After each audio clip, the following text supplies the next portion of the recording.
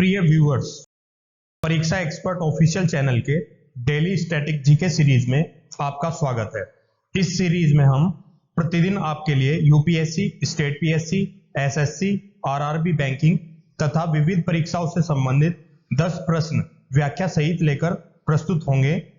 हम आशा करते हैं कि ये प्रश्न आपकी परीक्षाओं की तैयारी में सहायक सिद्ध होंगे। चलिए शुरू करते हैं पहले क्वेश्चन से। सिख साम्राज्य का अंतिम शासक था। Option A Dilip Singh, option B Naunihal Singh, option C Ranjit Singh, option D Sher Singh. इसका सही आंसर है option A Dilip Singh. Explanation देख लेते हैं। पंजाब के सिख साम्राज्य का अंतिम शासक दिलीप सिंह थे। लॉर्ड डलहौजी की 29 मार्च 1849 की घोषणा द्वारा संपूर्ण पंजाब का विलय अंग्रेजी राज्य में कर लिया गया था तथा महाराजा दिलीप सिंह को 5000 पाउंड की वार्षिक पेंशन दे दी गई और उन्हें शिक्षा प्राप्त करने के लिए इंग्लैंड भेज दिया गया। नेक्स्ट क्वेश्चन देख लेते हैं। निम्नलिखित कथनों पर विचार कीजिए। 1. रॉबर्ट क्लाइव बंगाल के प्रथम गवर्नर जनरल थे। 2. विलियम बेंटिंक भारत के प्रथम गवर्नर जनरल थे। उपयुक्त कथनों में से कौन सा या से सही है? ऑप्शन ए केवल 1, ऑप्शन बी केवल 2, ऑप्शन सी 1 और 2 दोनों, ऑप्शन डी न तो 1 और न ही 2। इसका सही आंसर है ऑप्शन बी केवल 2। एक्सप्लेनेशन देख लेते हैं। वॉरेन हेस्टिंग्स को 1774 में बंगाल का प्रथम गवर्नर जनरल नियुक्त किया गया था। 1833 में लॉर्ड विलियम बेंटिंक को भारत का प्रथम गवर्नर जनरल बनाया गया। रॉबर्ट क्लाइव बंगाल का पहला गवर्नर नियुक्त किया गया जो इस पद पर 1756 से 1760 एवं 1765 से 1767 ईस्वी की अवधि में रहा। नेक्स्ट क्वेश्चन देख लेते हैं। सती प्रथा को गैर कानूनी किसने घोषित किया? Option A Warren Hastings, option B William Bentinck, option C Cornwallis, option D Curzon. इसका सही आंसर है option B William Bentinck. Explanation देख लेते हैं। राजा राममोहन राय के सहयोग से बेंटिंक ने 1829 में सती प्रथा को समाप्त कर दिया। बेंटिंक ने इस प्रथा के खिलाफ कानून बनाकर 1829 में धारा 17 के द्वारा विधवाओं के सती होने को अवैध घोषित कर दिया।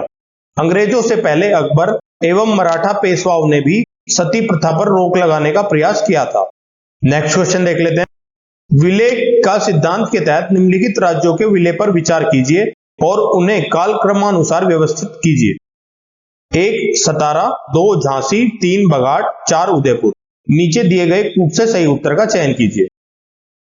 Option A 1 4 3 2, option B 3 1 2 4, option C 1 3 4 2, option D 2 4 1 3।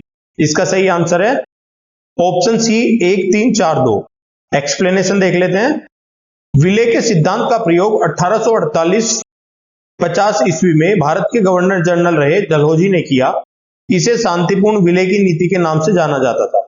इस सिद्धांत के द्वारा कुछ महत्वपूर्ण रियासतें अंग्रेजी साम्राज्य में विलय कर ली गई। डलहौजी का मानना था कि झूठे रजवाड़ों और कृत्रिम मध्यस्थ शक्तियों द्वारा प्रशासन की पुरानी पद्धति से प्रजा की परेशानियां बढ़ती हैं। इस नीति द्वारा जिन राज्यों या रियासतों को कंपनी साम्राज्य में मिला लिया गया था वे इस प्रकार थी। सतारा 1848, जैतपुर और संबलपुर 1849, बघाट 1850, उदयपुर 1854, झांसी 1854 और नागपुर 1854। नेक्स्ट क्वेश्चन देख लेते हैं। निम्नलिखित में से किस गवर्नर जनरल ने भारत में दास प्रथा को समाप्त किया था? ऑप्शन ए लॉर्ड कॉर्नवालिस ने, ऑप्शन बी लॉर्ड एलनबरो ने, option C Lord William Bentinck ने, option D sir John Shore ने। इसका सही आंसर है ऑप्शन बी लॉर्ड एलनबरो ने। एक्सप्लेनेशन देख लेते हैं। 1843 के एक्ट 5 के द्वारा भारत के तत्कालीन गवर्नर जनरल लॉर्ड एलनबरो ने दास प्रथा का उन्मूलन किया था। नेक्स्ट क्वेश्चन देख लेते हैं। इल्बर्ट बिल विवाद निम्नलिखित में से किस गवर्नर जनरल या वायसराय के काल में हुआ था? Option A Lord Ripon, option B Lord Lytton, option C Lord Mayo, option D Lord Canning. इसका सही आंसर है option A Lord Ripon. Explanation देख लेते हैं। लॉर्ड रिपन के समय में यूरोपियों के विरुद्ध भारतीय न्यायाधीशों द्वारा मुकदमे की सुनवाई के लिए इल्बर्ट विधेयक प्रस्तुत किया गया था। लेकिन यूरोप वासियों के प्रबल विरोध के कारण इसे वापस लेना पड़ा। अंग्रेजों द्वारा इस विधेयक के विरोध में किए गए विद्रोह को श्वेत विद्रोह या इल्बर्टविल विवाद से जाना जाता है। नेक्स्ट क्वेश्चन देख लेते हैं। थॉमस मुनरो अलेक्जेंडर रीड का संबंध निम्नलिखित में से कौन से भू राजस्व बंदोबस्त से जुड़ा है? ऑप्शन ए महालवाड़ी बंदोबस्त, ऑप्शन बी स्थायी बंदोबस्त, ऑप्शन सी रैयतवाड़ी बंदोबस्त, ऑप्शन डी उपयुक्त में से कोई नहीं। इसका सही आंसर है ऑप्शन सी रैयतवाड़ी बंदोबस्त। एक्सप्लेनेशन देख लेते हैं। स्थायी बंदोबस्त के बाद ब्रिटिश सरकार ने भू राजस्व की नई पद्धति अपनाई जिसे रैयतवाड़ी बंदोबस्त कहा जाता था। अलेक्जेंडर रीड ने मद्रास प्रेसिडेंसी में सर्वप्रथम 1792 में तमिलनाडु के 12 महल क्षेत्र में रैयतवाड़ी व्यवस्था लागू की। थॉमस मुनरो ने 1809 ईस्वी में कुछ क्षेत्रों में इसको लागू किया। 1820 ईस्वी में मद्रास का गवर्नर बनने पर उसने इसे मद्रास में लागू किया था। नेक्स्ट क्वेश्चन देख लेते हैं। सूची 1 को सूची 2 से सुमेलित कीजिए तथा सूचियों के नीचे दिए गए कूट का उपयोग करते हुए सही उत्तर का चयन कीजिए। सूची 1 झांसी, लखनऊ, कानपुर, फैजाबाद। सूची 2 मौलवी अहमद शाह, अजीमुल्ला खां, Begum Hazrat Mahal, Rani Lakshmibai. Option A 4A 3B 2C 1D, option B 4A 2B 3C 1D, option C 3A 4B 2C 1D, option D 1A 2B 3C 4D। इसका सही आंसर है option A 4A 3B 2C 1D। Explanation देख लेते हैं। कानपुर में 1857 विद्रोह का नेतृत्व नाना साहब एवं अजीमुल्ला खान ने किया था। फैजाबाद में मौलवी अहमद शाह, झांसी रानी लक्ष्मीबाई और लखनऊ में बेगम हजरत महल द्वारा किया गया था। नेक्स्ट क्वेश्चन देख लेते हैं। पील आयोग था ऑप्शन ए भारतीय फौज के नव संगठन से संबंधित, ऑप्शन बी सिंचाई व्यवस्था से संबंधित, ऑप्शन सी ठगों के उन्मूलन से संबंधित, ऑप्शन डी ब्रिटिश प्रशासन में भारतीयों की वृद्धि करने हेतु। इसका सही आंसर है ऑप्शन ए भारतीय फौज के नव संगठन से संबंधित। एक्सप्लेनेशन देख लेते हैं।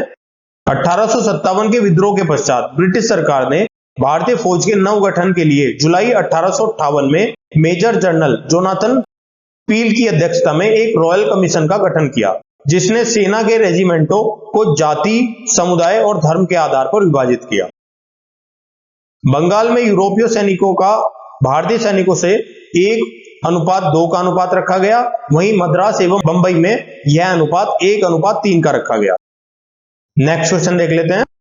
भारत के इतिहास के संदर्भ में उलगुलन का संबंध निम्नलिखित में से किससे जुड़ा है? ऑप्शन ए 1857 के विद्रोह से, ऑप्शन बी 1899 और 1900 के बिरसा मुंडा विद्रोह से, ऑप्शन सी 1921 के मोपला विद्रोह से, ऑप्शन डी 1859-60 के नील विद्रोह से। इसका सही आंसर है ऑप्शन बी 1899 और 1900 के बिरसा मुंडा विद्रोह से। एक्सप्लेनेशन देख लेते हैं। 1899 और 1900 में रांची के दक्षिण क्षेत्र में बिरसा मुंडा के नेतृत्व में विद्रोह शुरू हुआ। इनके विद्रोह को उलगन विद्रोह या महाविद्रोह या महान हलचल के नाम से भी जाना जाता है। विद्रोह, जिसे एक धार्मिक आंदोलन के रूप में प्रारंभ किया गया था, ने सामंती एवं जमींदारी व्यवस्था शुरू किए जाने और साहूकारों, वनों के ठेकेदारों, जिन्हें दीकू भी कहा जाता था, के शोषण के विरुद्ध लड़ाई के लिए राजनीतिक बल एकत्रित किया।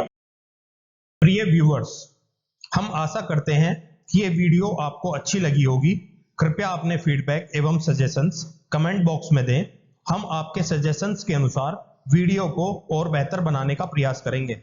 इस वीडियो की पीडीएफ प्राप्त करने के लिए आप हमारे टेलीग्राम चैनल से जुड़ सकते हैं, जिसका लिंक वीडियो के डिस्क्रिप्शन में दिया गया है। आप हमारी वेबसाइट www.parikshaexpert.com पर जाकर किसी भी एग्जाम की टेस्ट सीरीज ज्वाइन कर सकते हैं।